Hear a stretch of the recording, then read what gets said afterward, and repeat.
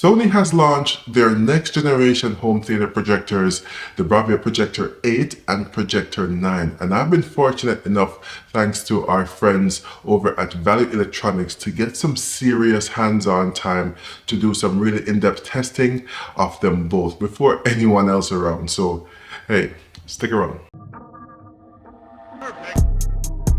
So in this video, we'll go over the measurements of the calibrated projector done by DeWayne Davis from AV Fidelity and comparing it to the previous gen 7100ES projector to see how much of an improvement there is.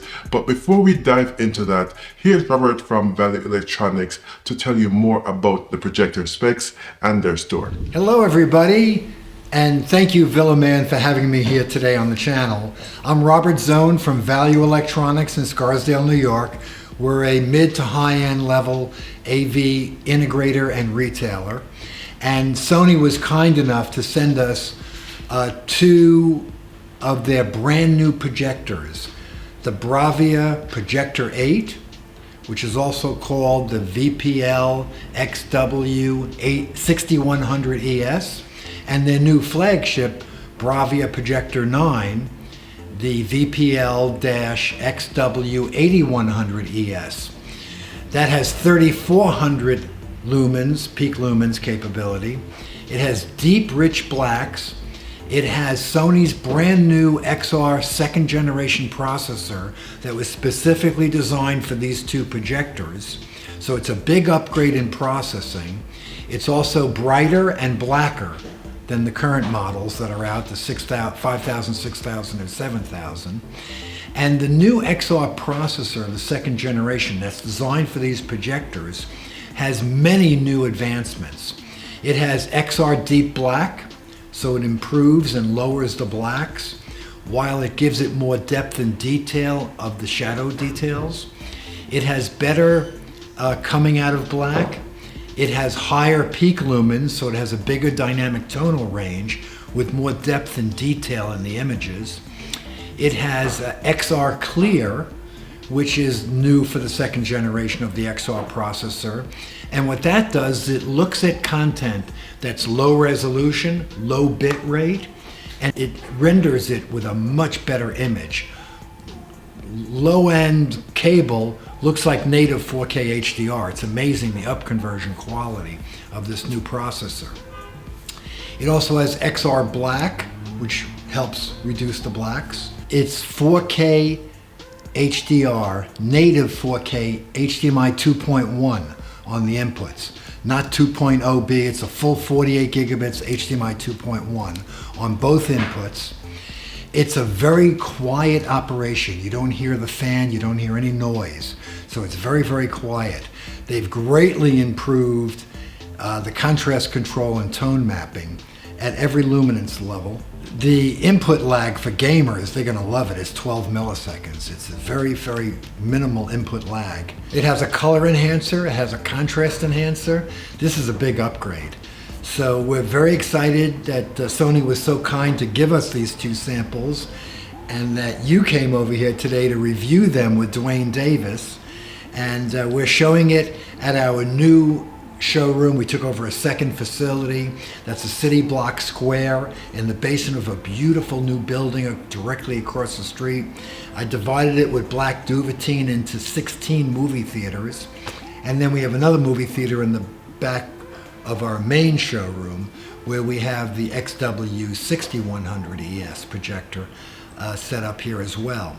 Their current flagship model is now on a good closeout, so anybody that wants to take advantage of their flagship closeout now that's near the end of life, please give us a call so we can give you our special offer on that. And on the current new models, we have an exclusive launch promotion that gifts our clients with a 10% store credit.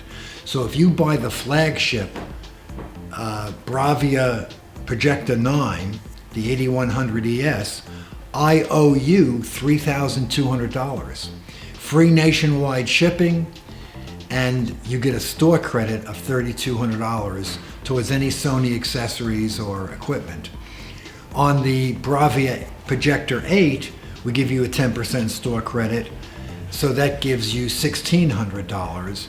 We're also doing the 10% store credit on all other Sony projectors. So this is a very good time to buy a world-class projector with the lowest possible price that you can find for these brand new high-end premium projectors.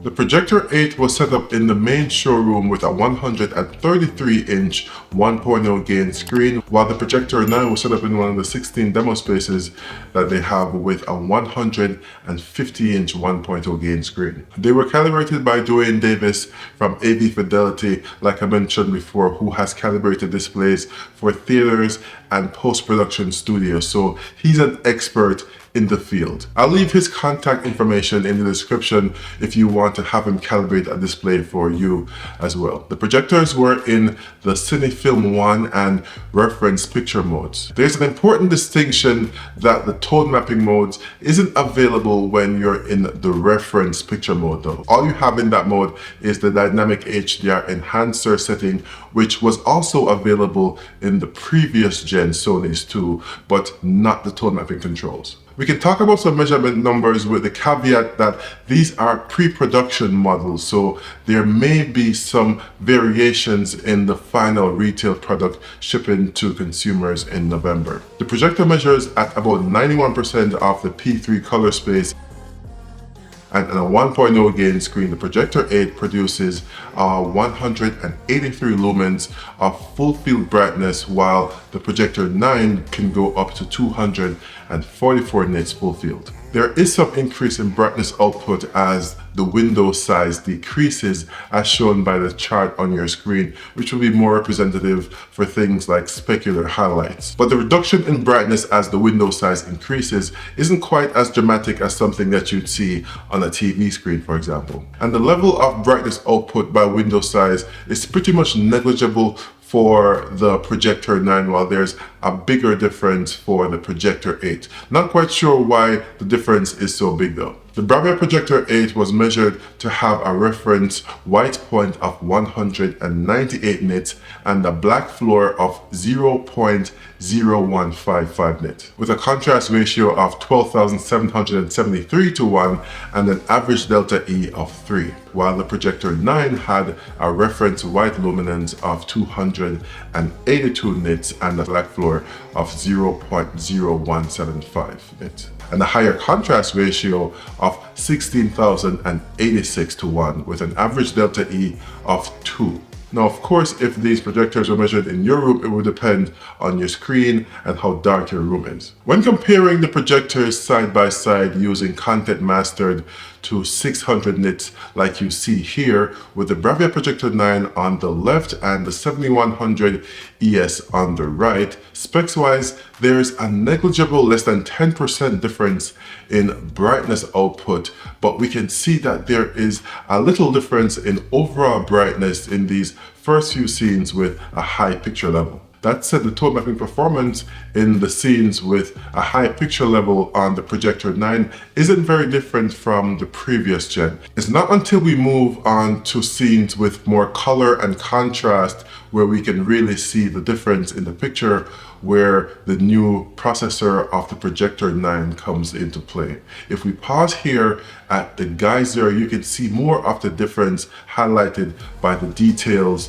of the ground. The improvements over the model generation has led to a clear increase in contrast detail with a lower black floor, increased brightness output, and the new tone mapping capabilities. It's important to note though that the Bravia Projector 9 does not have a color filter, in case you were wondering, so there's nothing in the way reducing the brightness output of the projector. The projector had a much easier time reproducing content mastered at 1000 nits and below that we tested. So we tested 1000 nits and below and 10,000 nits to really stress test the projector to see what it could do with those high luminance input. But of course, no real content is mastered at 10,000 nits. So for example, this test footage has several versions, one mastered in 10,000 nits, 1,000 and 600 nits. So obviously a projector doesn't have enough brightness output to reproduce 10,000 nit content. So it has to tone map the details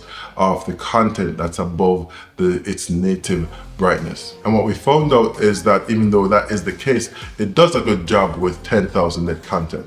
It was able to preserve a lot of the highlight detail, and in fact, with the 3 tone mapping modes available on both new projectors, we were able to select which mode looked the best to us. Mode 1 to 3, which had increasing levels of highlight detail recovery. Mode 3 looked the best to us. This is one of the biggest features of the newer projectors that the XR processor enables. And like I mentioned, this was a stress test since no real content is mastered in 10,000 nits currently. We just want to see how well the projector would handle it. So now that we've seen how the projector looks compared to the previous generation, let's compare the quality of the calibrated versus the uncalibrated picture.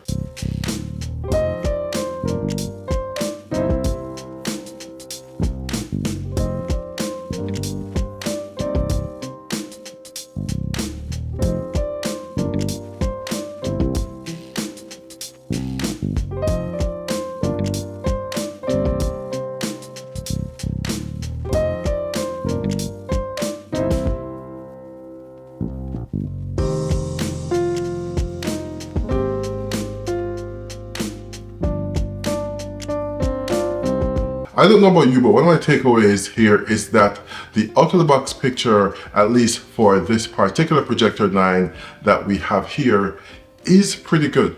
Now, this comparison will only be limited to the Projector 9 because I didn't get a chance to do it on the Projector 8. What I did get to do on the Projector 8 though was get some footage of it playing actual real-world movie content where it did perform really well and had some really good HDR specular highlights. So I hope this has given you a good indication of how these projectors perform and how they compare to the previous gen Sonys. If you want to get one of them for yourself or speak with someone very knowledgeable about which projector could be right for you, then give the fine folks over at Valley Electronics a call or visit their website that I linked in the description. Thanks to Valley Electronics for the opportunity to test out these projectors. Let me know your thoughts in the comments below and share what display you're using in your home theater. Until next time, this has been your friendly neighborhood villain man saying be safe and peace.